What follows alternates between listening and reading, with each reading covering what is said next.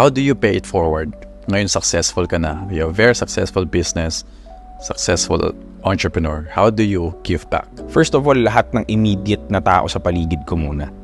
Yun muna, I take care of them. I take care of my people. From family, staff, friends, business partners. So, yun muna, yung immediate na mga tao sa paligid ko. Tapos, then I moved on dun sa mas malaki, greater cause community.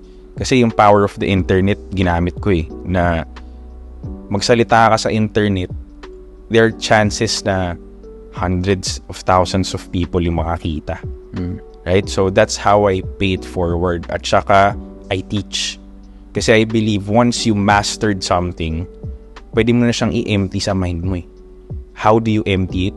You teach it. Ipasa mo na. Ipasa mo na. Tapos na ako sa level 1 I don't need that knowledge Right? Paano ko pa magagamit yung knowledge? Kasi sayang Di ba? Stage 1. Di pasa mo. Empty your mind. Pagka-empty ko ng 500 gig dyan, o di meron akong free 500 gig ngayon. Bagong knowledge. Doon na ako sa stage 10. Yeah. Pasok ako ng bago. Yung stage 2, pakawalan ko na naman yan. Tapos magagamit lalo na ng youth. Gusto ko magamit ng youth dahil yung youth ang makaka-take advantage talaga ng internet. Pagkapanganak pa lang nila, may internet Yeah. Right? So, familiars. Hindi katulad natin, di ba, na ano pa natin yung walang internet. Lalaro pa tayo sa labas, right? Tapos hindi mo pa alam yung internet, wala ka pang computer, so kailangan dumiskarte ka para sumaya ka, di ba?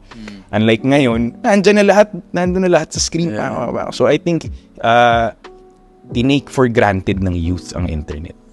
Kaya gusto ko silang turuan ngayon na i-take advantage mo yan. Yeah. Hindi porke pinanganak ka nandyan na yan, hindi yan mawawala.